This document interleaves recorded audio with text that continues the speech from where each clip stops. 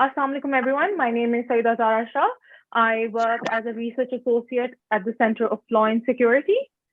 Today we have three eminent speakers with us, and we have Lieutenant General Naeem Khalid Lodi with us, Hilal Imtiaz, who is a prominent defense analyst.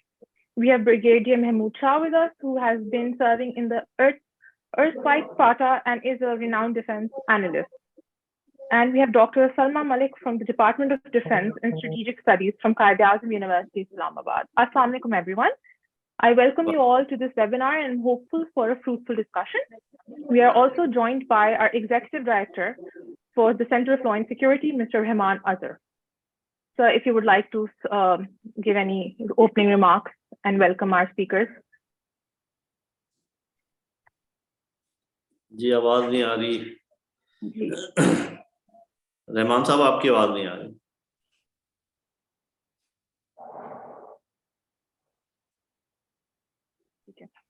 We'll start with the webinar. So sorry, मैं बस ये कह रहा था कि let's start.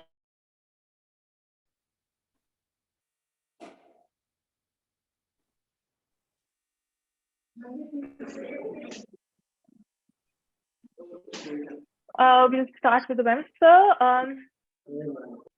General Naeem Saab, I will start with you.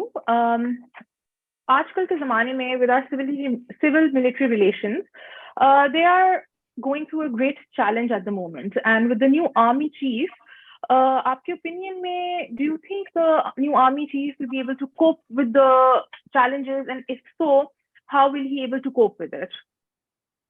जी बहुत शुक्रिया, thank you very much, thank you everyone. It is a great pleasure. इतने आला ज़हन के लोगों के साथ आपने मुझे बिठाया है, तो मैं अपनी बात करूंगा इंशाल्लाह।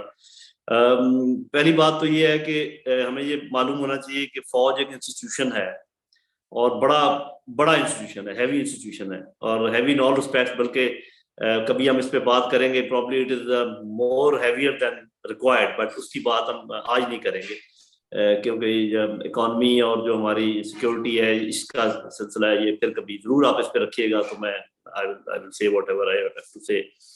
तो ये एकदम तो कुछ नहीं होने वाला। अगर कोई ये समझे कि चूंकि जनरल आसिम ने टेक ओवर कर लिया है तो विद इन 24 आवर्स 48 आवर्स, लेकिन ये है कि अगर तब्दीली लाना वो चाहेंगे तो आपको हफ्तों में नजर आ जाएगी, लेट अस से 2 वीक्स 3 वीक्स अ मंथ। अब ये कि उनके लिए चैलेंजेस हैं क्या, फिर मैं आई विल कम बैक कि वो कौन सा चैलेंज उनके लिए इमीडिएट है और कौन सा थोड़ा सा मिड टर्म लॉन्ग टर्म है। इमीडिएट चैलेंज तो मेरे ख्याल we will all agree is that he has to reconnect with a portion of the people of Pakistan. I will not say the entire, especially the youth, क्योंकि कुछ youngsters जो हैं वो काफ़ी मुतनफ़र हुए और उसको छोड़ दें जो लैंग्वेज इस्तेमाल हुई उसमें सोशल मीडिया में, और ये बेसिकली बहुत पुरानी डिज़ायर थी हमारे दुश्मनों की कि किसी तरीके से पाकिस्तान आर्मी अगर डिस्क्रेडिट हो जाए और हम इसको किसी तरीके से मैसेज से अलग कर दें तो उनका काम आधे से ज्यादा हो जाता है। बाकी जो है ना वो कुछ ना कुछ वो खुद भी कर सकते हैं, जिसका वो इंडिया भी दे रहे हैं। आपने देखा होगा कि क्रॉस द बॉर्डर धमकियां आ रही हैं और इर्द गिर्द के जो मामला है, जैसे तहरीक तालिबान पाकिस्तान दोबारा हम पर चढ़ाई कर रही है, बलोच इंसर्जेंट दोबारा थोड़े से एक्टिव हुए हैं, तो ये सारी मिली हुई चीजें हैं, ये कोई अलग अलग बातें नहीं है। तो दुश्मनों के लिए तो it was a field day कि पाकिस्तान आर्मी के खिलाफ पाकिस्तान के अंदर से ही इस किस्म की आवाजें उठी जो पहले नहीं थी।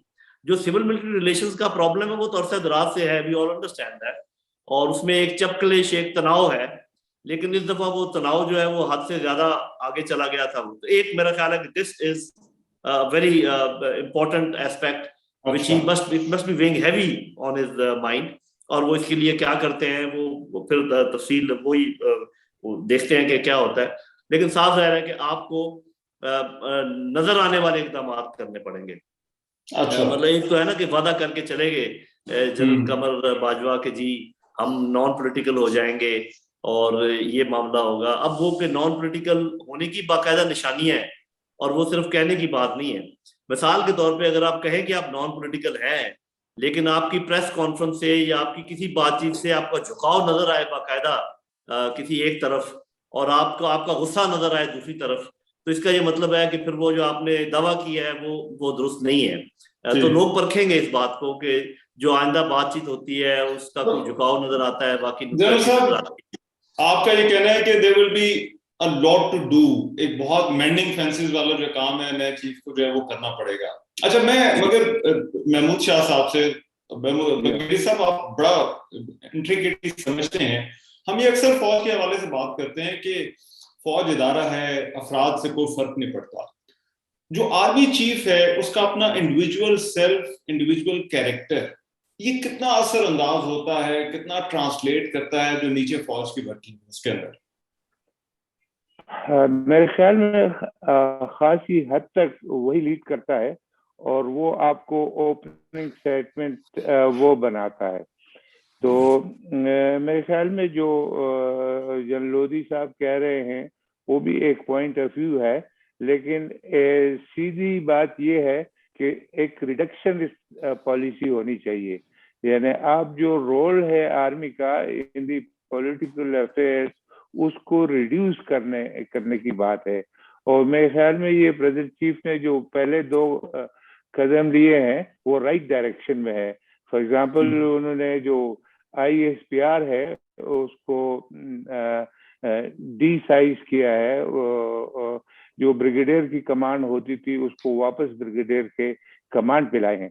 टेम्परेरी अभी एक EME के ऑफिसर हैं, यानी वो इंजीनियर है बेसिकली, उसको वहां प्लेस किया है, लेकिन वो ऑलरेडी एक ब्रिगेडियर के अपॉइंटमेंट डेस्टो में वो थे।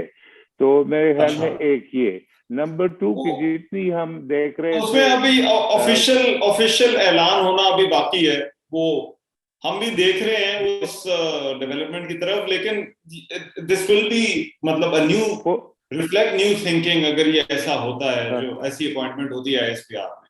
ये अभी ऑफिशियल हो गया है, नीड जनरल मेरे ख्याल में। अच्छा, चलिए, thank you for correcting general Lodhi साहब। राइट जी, महमूद शाह साहब जी। तो मेरे ख्याल में ISPR के रोल को जिस तरीके से वो उसमें लड़के भर्ती किए थे वो 5th जनरेशन वॉर के सिलसिले में, उसको वो प्रोजेक्ट को खत्म कर दिया गया है। वो जो कीबोर्ड वॉरियर और ये वो बाद में they were operating against the army, so I think that has been done away with. ये जो ISPR का काम था, कोई गाने बनाना, कोई फिल्में बनाना, कोई दूसरी, ये I think this will all go away. So this is a very right step जो की गई है। मेरे ख्याल में दूसरी जो बड़ी चीज है कि जिस तरह ये जो आर्मी चीफ के मलाका वो जो एक दूसरे को देते हैं, that sort of function, it has been started in 90s under General Musharraf. And I was involved in the arrangements of this parade. It was, I think, not necessary, and has been done away with, and that has been announced. In future, this changeover can take place in the office. If you look at the American Army, they hand over a small flag to each other in the office, and that will do. I think these are the sort of thing, the direction in which we are going. Sir, उसमें सबसे बड़ा जो challenge है brigadier साहब, वो तो ये political वाला है। और मैं डॉक्टर सलमा साहब जो जाते हुए जनरल कमर जावेद बाजवा एक तरह से एक पॉलिसी स्टेटमेंट जो है वो दे के गए। इंटरनली तो हमें पता था कि पिछले कुछ साल 1.5 साल से जो है वो चीजें जो है वो चल रही थी, कुछ हमारे सर्कल्स में बात भी हो रही थी कि डिसाइड कर लिया।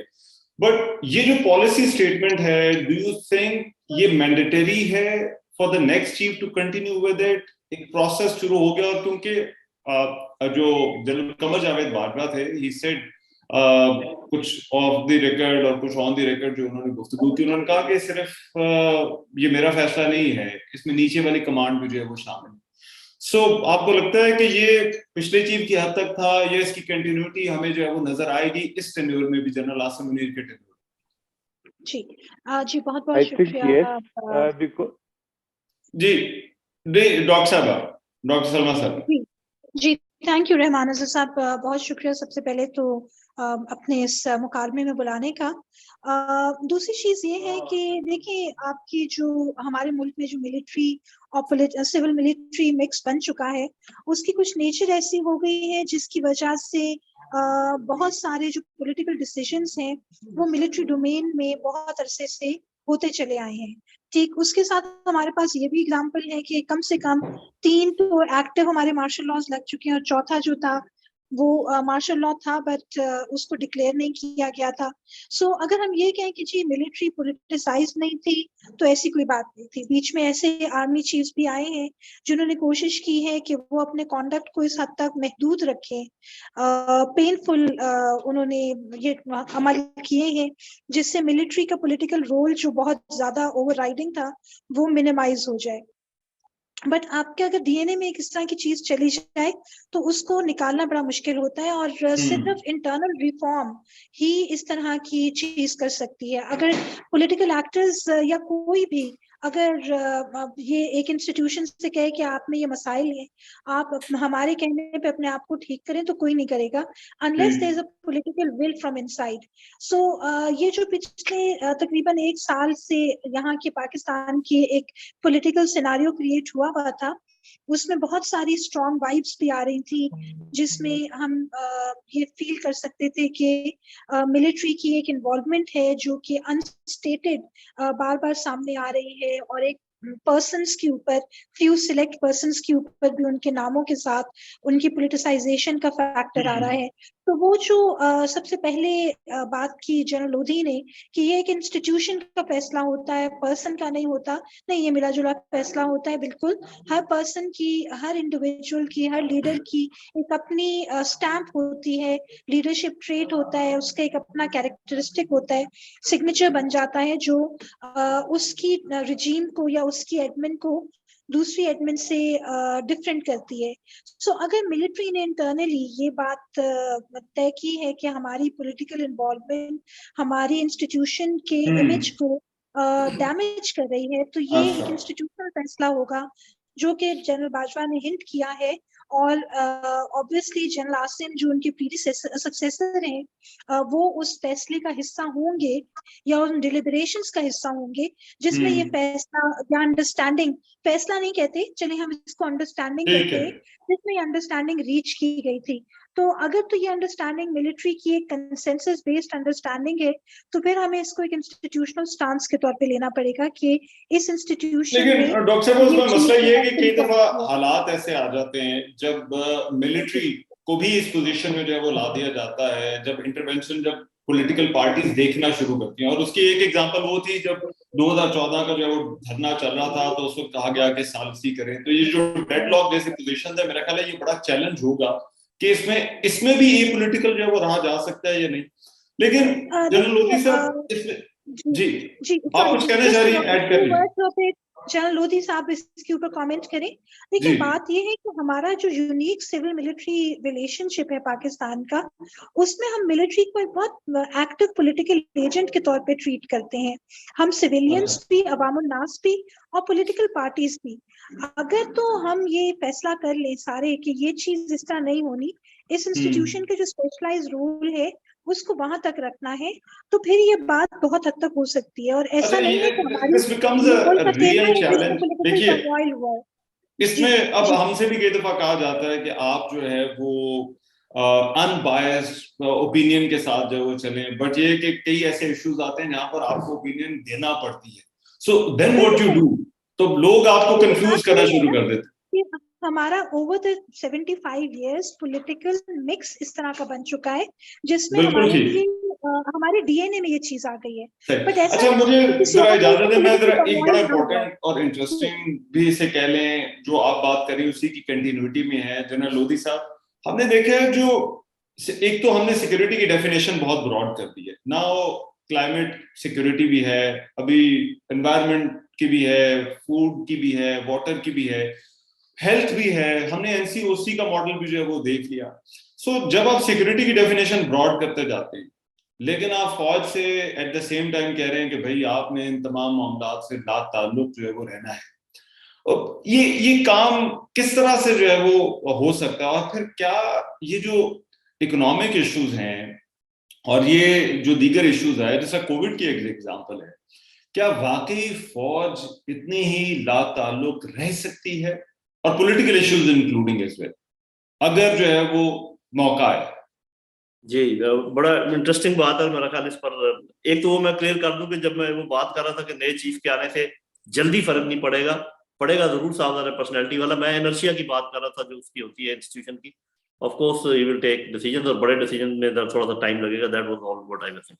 अच्छा, ये जो अभी बात कर रहे हैं बड़ी इंटरेस्टिंग है। अब देखें, we all understand and we all contribute to this idea कि we are in middle of a hybrid war, या आजकल जमाना जो हाइब्रिड वॉर का है, जिसमें आप इकोनॉमिक अंडरमाइनिंग भी करते हैं एक दूसरे की, या पॉलिटिकली भी जोड़ तोड़ करते हैं, आप प्रेशर्स भी डालते हैं, like IMF, like FATF and all that, we are all aware of. अब ये है कि अगर तो अब you must have also heard about economic hitman, जो कि रियलिटी है। किसी और आपके प्रोग्राम में मैं बताऊंगा कि मैंने पाकिस्तान में इकोनॉमिक हिटमैन के जो कारनामे हैं वो अपनी आंखों से देखे, और मैं आपको कभी एक्सप्लेन भी करूंगा। अच्छा, अब बात यह है कि अगर तो कोई ऐसा हेडक्वार्टर हो जहां पर इस हाइब्रिड थ्रेट का हाइब्रिड रिस्पांस जो है वो इवॉल्व करने की एहलियत हो, और वहां मिलकर साफ जाहिर है कि वो फौजी तो नहीं हो सकते। अभी इकोनॉमी को अगर आपने जवाब देना है, किसी की इकोनॉमी को अंडरमाइन करना है, अपनी इकोनॉमी को डिफेंड करना है, you require economist. Similarly media का बहुत बड़ा रोल है कि नैरेटिव्स हैं, इस नैरेटिव को हमने डैम्पन करना है, इस नैरेटिव को हमने शार्प करना है, इसको हमने उठाना है। और सच और झूठ तो आजकल जो है ना वो तो बहुत बड़ा मिक्स है। हम बात औकात सच के चक्कर में जो है ना वो अपने अपने आप को एक्सपोज करना शुरू कर देते, तो वन हैज टू थिंक कि भी ये कैसे करना है। अनफॉर्चुनेटली वो जो ब्रिगेडियर साहब ने बात की कि उनकी नजर में ये अच्छा काम है कि ISPR को छोटा कर दिया, मेरे ख्याल में this is a step back. और वो बाद में इसलिए मैं अब जो मैं बात कर रहा हूँ उससे रिलेटेड है, ये हाइब्रिड वॉरफेयर, और इसमें साइकोलॉजिकल वॉरफेयर और मीडिया वॉरफेयर और ये सारी चीजें आती। अगर तो ये काम कोई और कर रहा हो, मिसाल के तौर पे ISI में ये अहलियत हो कि जी वो इकोनॉमिक वॉरफेयर लड़ सकते हैं, मुझे पता है कि नहीं है। अगर फौज में हो, मुझे पता है कि नहीं है। क्या हुकूमत इस चीज की अहल है या अवेयर है, वो इस किस्म का काम करना चाहती? बिल्कुल भी नहीं। वो तो सिर्फ जो फायर फाइटिंग ही कर ले तो बड़ी बात है। There is a requirement of a headquarter जो भी उसको हेड करे, जो कि सिक्योरिटी के भी, और सिक्योरिटी की बड़ी सिंपल सी डेफिनेशन है कि it has to be the welfare and security of the people of Pakistan. अगर people of Pakistan they feel secure mentally, psychologically, physically, then it is a secure country. Otherwise वो security का वो अभी हम सब इसी कॉन्सेप्ट पर है। और हमारे साथ रात से ये पढ़ रहे थे, ये फौजियों पर गलत तोहमत थी, ये फौजी समझते हैं कि जी सिर्फ बंदूक और टैंक वाली सिक्योरिटी है। हम बहुत पहले से समझ रहे थे कि सिक्योरिटी क्या है। ये अलग बात है कि मौका नहीं मिलता था इसको इम्प्लीमेंट करने का, व्हाटएवर। तो अब बात ये है कि मेरा अपना ख्याल ये है कि जब तक देखिए सभी के काम करने की जरूरत है। फॉर एग्जाम्पल पॉलिटिकल पार्टीज अगर अपने अंदर डेमोक्रेसी नहीं लेकर आती और मौरूसियत ही को आगे बढ़ाती हैं, और ये जो शख्सियत प्रस्ती का एक नया चाल पड़ा जिसको कल्ट कहते हैं, ये चलता रहे, और अच्छे अहल लोग आगे ना आ सके, अच्छी मिनिस्ट्री में और काम ना कर सके, और मीडिया जो है वो जब कोई गला दबाए तो चुप कर जाए, जब कोई छोड़े तो फिर ऐसा बोले कि किसी से बर्दाश्त ना हो। एक मैनर अभी भी होती है कि आप क्यों ऐसी बात करते हैं कि किसी को गला दबाने की जरूरत पड़े, आप दरमियान में चले, नहीं चला जा रहा। जुडिशरी में लेटरल एंट्रीज की वजह से वो पोलिटिसाइज हो चुके हैं, और आपको कोई मतलब एक मजदूर से लेकर वजीर आजम को एतबार नहीं है कि हमें इंसाफ मिलेगा या नहीं मिलेगा। इन हालात में इतनी बड़ी फौज को अगर आप सारे मामला से अलग कर दें तो मेरा ख्याल है कि वो आप अपना ही नुकसान करेंगे। फौज का तो जो होगा सो होगा। तो ये एक नेशनल लेवल पे सोच की बात है कि फौज को सब्सिडेंट रहना चाहिए, लेकिन एक्टिवली इन्वॉल्व रहना चाहिए। उसका इनोवेटिव तरीका जो है, we can find innovative ways. अच्छा, अब क्योंकि 8 मिनट है तो मैं जरा चाह रहा हूँ जरा बाकी भी दोनों मेहमानों से जो है ना वो हम जरा उनकी जो है वो इनपुट ले लें। जरा आप प्लीज कंटिन्यू। महमूद शाह साहब से आप पूछना चाह रहे थे। Sir, Brigadier Shah, I would like to direct my next question towards you. Recently, काफी terrorist attacks हुए हैं पाकिस्तान में, and with the rise of CTTP again, and the breach of the ceasefire agreement.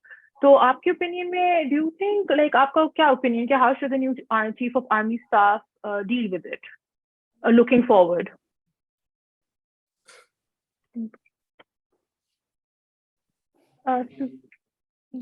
जी आवाज नहीं आ रही अभी। जी नहीं सर, दोबारा म्यूट हो गया है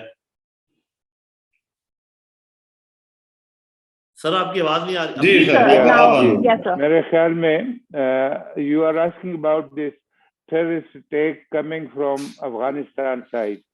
जी जी जी, sir. Yes, I think this is an old issue which has resurgence. We see it, but it is a small resurgence. I mean, it is quite being played about for political reason, like saying that those people have come to Swat and they have come to this area and that area. I think that's not the case as such. These people, which is called the TTP, is a very small faction. It is a very small threat as considered compared to the state of Pakistan, the sources that we have. I think we initially made a mistake, a great mistake. That is, we started negotiating with them on the advice of the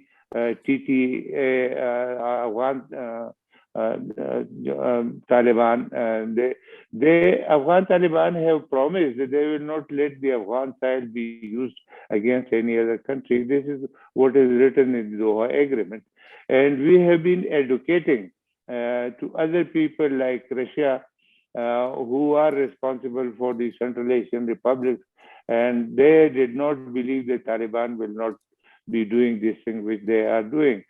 Similarly is Iran, but Pakistan was sure that these Afghan Taliban have no ambitions outside the borders of Afghanistan, and they will remain peaceful. Unfortunately, it is not so, and they are not living up to their promise which they have made in Doha Agreement. We sort of listened to them and started negotiating. I think constitutionally, we cannot negotiate with a group of Pakistanis who are involved in any criminal activities because they are not a state. Previously, we used to negotiate because there was this FATA and the FATA law, which is a special law, and that catered for certain negotiations under the garb of tribal area and tribal negotiations, so on and so forth. But now that the constitution has extended to the zero line, that law is not available at all. So therefore, you cannot negotiate with them, and you shouldn't have done so. And instead, we should negotiate with the Afghan government. तो sir आप इसको एक small resurgence के तौर पर देख रहे हैं, क्योंकि देखिए इब्राहिम शरीफ का जो दौर है, it was actually फौज fighting the war. General Bajwa का जो टाइम था, it was सस्टेनेबिलिटी और पीस को सीमेंट करने का टाइम था. सो जनरल आसिम मुनीर के टाइम को आप किस तरह से देखते हैं? Will it be ending the conflict, या फिर आपको लगता है कि no, this will persist in some way, और फिर इसको अब अगले फेज, इसका अगला फेज जो है वो क्या हो? I think it is not one man making any difference. This sort of issue will continue. It has continued, and from one it will pass on to another. And I think the way we deal with it, that is going to be crucial. For example, we say that we must negotiate with the Afghan Taliban, the government which is in Afghanistan. We should negotiate with them. And we should never negotiate with these people and these groups, etc. And the second is that we should suggest to them as to what is the way about. For example, one is that we suggest to them that it is your duty to stop these people from attacking across the border, and that you can do is that shift them into the interior of Afghanistan. And settle them there if you want to. The second is you hand them over to जी मैं बिल्कुल doctor साहब, let's just conclude this discussion, और फिर मैं चाहता हूँ जरा कुछ हम जनरल लोधी से भी एक फाइनल कमेंट दे दें. इकोनॉमी और पॉलिटिकल इंस्टेबिलिटी, आगे इलेक्शन भी है, इलेक्शन के बाद गवर्नमेंट फॉर्मेशन होगी, आपको लगता है फौज पॉलिटिकल रह पाएगी? देखिए इतनी जल्दी तो कोई भी इंस्टीट्यूशन या कोई भी सिस्टम चेंज नहीं हो सकता. विश लिस्ट है कि कोई इंस्टीट्यूशन बहुत आइडियल उस पे आ जाए. तो between the realism and the idealism जो इंस्टीट्यूशन अपने आप को जितना रिफॉर्म कर ले, क्योंकि आप अपने मैंडेट से जब स्टेप आउट करते हैं, जैसे अभी ये पॉइंट आउट किया गया कि गैप्स हैं पॉलिटिकल सिविल गवर्नेंस में, तो उन गैप्स की वजह से ये चीजें सफर कर रही हैं। तो जब मिलिट्री की सबसे बड़ा हॉलमार्क उसकी प्रोफेशनलिज्म है, तो अगर वो प्रोफेशनलिज्म पॉलिटिसाइज होने से या नेगेटिवली इम्पैक्ट हो रहा है, तो मिलिट्री का इंटरनल डिसीजन। बट एक ये भी सिनेरियो है कि मिलिट्री साइड पे हो जाए, पॉलिटिशियन उतना काम ना करें, कोई गैप फिल करने के लिए ना है, तो लेकिन बात ये है कि वो गैप, ये बात है ना कि आइडियल टॉक तो हम कर रहे हैं कि ये बिल्कुल डिवाइड हो जाना चाहिए, पर अभी पॉलिटिकल मैच्योरिटी वहां नहीं है। बट अनफॉर्चुनेटली ये एक अनईजी डिसीजन है, और ये incrementally political stability and political maturity जो है, ये भी एक एजुकेशन है, हैंड्स ऑन एजुकेशन भी है, और ये एक तालीमी प्रोसेस भी है, जिसमें जब तक ये डायनेस्टिक सिस्टम हमारा रहेगा उस वक्त तक, और ये फेवरेटिज्म बेस्ड और अपीजमेंट बेस्ड सिस्टम है, उस वक्त तक ये प्रॉब्लम चलती रहेगी। बट हमने ये भी देखा है कि जब एक तीसरा फैक्शन बीच में आया है, चाहे वो परफेक्ट था कि इम्परफेक्ट था, लोगों को पसंद था नहीं पसंद था, तो कुछ हद तक तो हम कहते थे कि बाइपोलर सिस्टम से तो हम बाहर निकल ही नहीं सकते, दो पार्टियों की इजारादारी है। पर हमने देखा कि तीसरा सिस्टम आया और उसने उनको चैलेंज किया, और कुछ हद तक सक्सेसफुल है। अच्छा, टाइम जरा थोड़ा है, मैं जनरल लोधी से फाइनल कमेंट। फॉरेन अफेयर्स भी सर एक इशू है, 30 सेकंड्स में सर अगर इसको। जी बस मैं एक तो ये बड़ी अच्छी बात की डॉक्टर साहब ने कि इसके लिए तालीम की जरूरत है, प्रैक्टिस की जरूरत है। तो मेरा ख्याल है फौज को बड़ी प्रैक्टिस है पॉलिटिक्स की, और बड़ी तालीम है उनकी प्रैक्टिस, लेकिन फिर भी मैं कहूँगा उनको दूर रहना चाहिए। अच्छा, वो एक तो मैं आई वुड लाइक के डिफाइन करना चाहिए हमें कि पॉलिटिकल इंटरफेरेंस किसको कहते हैं। फॉर एग्जांपल जैसे आप कह रहे हैं कि दो पॉलिटिकल फैक्शंस हैं और उनमें इतना एंटेगनिज्म है कि वो साथ बैठने तक को तैयार नहीं है, तो अगर कोई ऐसा रोल प्ले करे with the help of president of Pakistan, chief justice of Pakistan, chief of army staff including, कि इनको करीब ले आए, इनको बात करने पे मजबूर करे, तो आई डोंट टेक इट कि वो कोई पॉलिटिकल है। वो एक चीज और मैं आपको बताना चाहूंगा कि अगर फौज अलार्म हो गई ऑन इकोनॉमिक इंस्टेबिलिटी, क्योंकि दैट हिट्स एवरीबॉडी। अच्छा सर, मैं आपकी बात काट रहा हूं, अगर आपकी इजाजत हो आपको एक कॉल दोबारा मिला लें, क्योंकि आप भी बात करना चाह रहे हैं, डॉक्टर सलमा भी बात करना चाह रहे हैं। तो अच्छा जी, बातें बहुत सारी थी, लेकिन और स्पीकर्स भी बात कुछ करना चाह रहे थे, but unfortunately we run short of time. But I just want to thank everyone, और सारी बातें बड़ी अच्छी डिस्कशन थी, बड़ी इंपॉर्टेंट भी है कि जो नए आर्मी चीफ हैं उनके लिए जो वो चैलेंजेस क्या हैं, but hopefully will do 1 or 2 more sessions on this. So over to you, Zara. Yes, so it was a very fruitful discussion, and I would like to thank all the speakers for joining us and giving their valuable time to us, and we will look forward to collaborating with them in the near future.